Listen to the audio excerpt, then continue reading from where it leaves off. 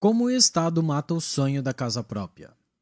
Este é o Visão Libertária, sua fonte de informações descentralizadas e distribuídas.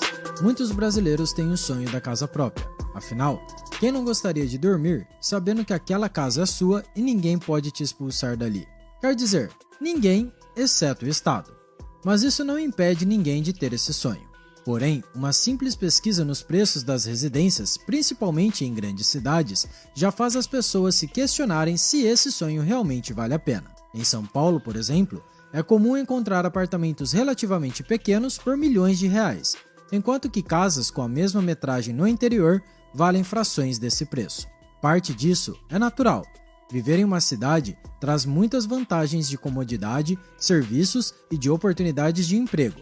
Então, a demanda é alta, mas o espaço da cidade é limitado. Enquanto que no interior tem mais espaço, ou seja, alta oferta e menos demanda, o que resulta num preço menor. Só que tem um fator artificial que aumenta muito o preço das residências urbanas, causado pura e simplesmente por incompetência do Estado. E este fator é o zoneamento urbano.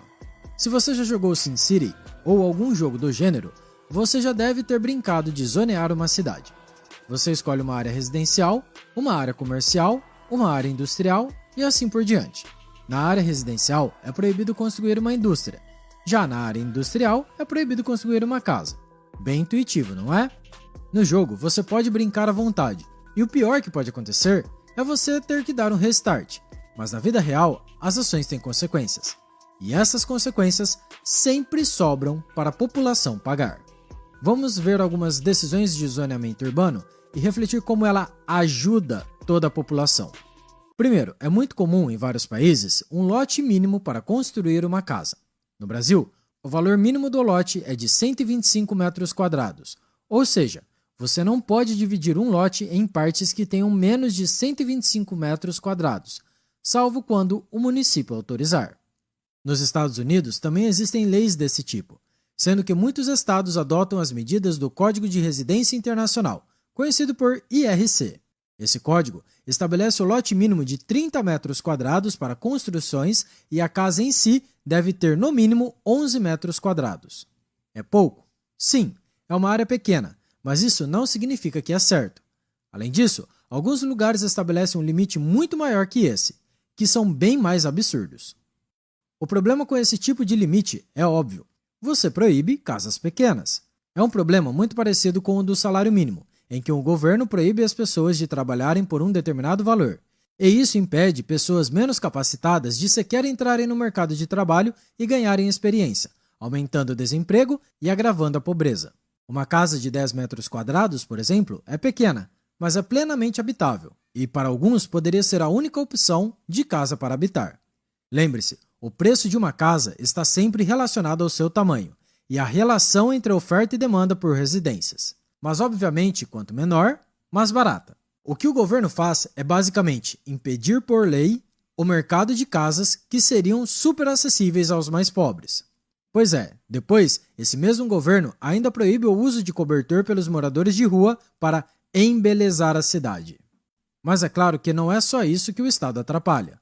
Casas acessíveis? Não. O importante é que você receba sol morando na calçada. Sem brincadeira, é quase essa a desculpa que eles dão para as leis de afastamento e recuo.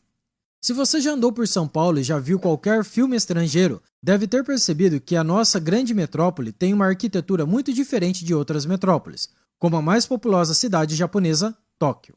Uma das causas é a lei de zoneamento urbano, que exige certo recuo do edifício com a calçada, além de um afastamento das laterais do lote. Isso proíbe que os prédios fiquem colados uns com os outros, com a justificativa de que é para a ventilação e insolação da cidade. Isso cai no mesmo problema citado anteriormente. Se você limita a oferta, o preço aumenta. Isso é apenas o natural. Falando de São Paulo, essa cidade tem outro problema de zoneamento, o limite de altura. Se você já se perguntou por que essa metrópole não tem arranha-céus como outras cidades, este é o motivo. Veja bem, o limite de altura na rota de aviões é razoável, mas São Paulo limita a altura em 48 metros, independentemente se tem aeroportos ao redor ou não. A justificativa, no passado, era que os bombeiros não conseguiriam socorrer pessoas que morassem acima dessa altura. Aí tem duas observações pertinentes. Primeiro, não cabe ao Estado julgar quanto risco a pessoa está disposta a se submeter. E segundo, como se o alcance dos serviços estatais importasse para alguma coisa. Um exemplo disso é um fazendeiro. Se bandidos decidirem assaltar ele, você acha que a polícia vai chegar a tempo de evitar o crime? Claro que não, mas nem por isso fazendas são proibidas. E o que você acha que acontece se você limita a altura que os prédios podem ter? É óbvio, menos oferta, maior o preço final. Não há como escapar a esta lei natural da economia. Se você não acredita que o aumento de preços é a consequência dessas políticas de zoneamento, se você não se satisfaz com a lógica deste raciocínio, observe uma simples comparação. Dentre as 10 cidades com menores índices de preço, a maioria tende ao modelo menos restritivo de construções. E dentre as 10 com maiores índices de preços, todas são bem restritivas em relação ao que se pode construir. É assim que o Japão, por exemplo, consegue ter preços de imóveis relativamente acessíveis, mesmo com uma área extremamente escassa. Inclusive, abrindo um parênteses, o zoneamento urbano do Japão é um dos mais livres do mundo, mas isso é um tema a ser aprofundado em outro vídeo. Então, da próxima vez que você for pesquisar imóveis para comprar, lembre-se que o Estado aumenta artificialmente o preço deles por restringir a oferta, tornando ainda mais caro a vida nos centros urbanos. Obrigado, Estado, por me deixar sonhar por tanto tempo em ter uma moradia. Só que não.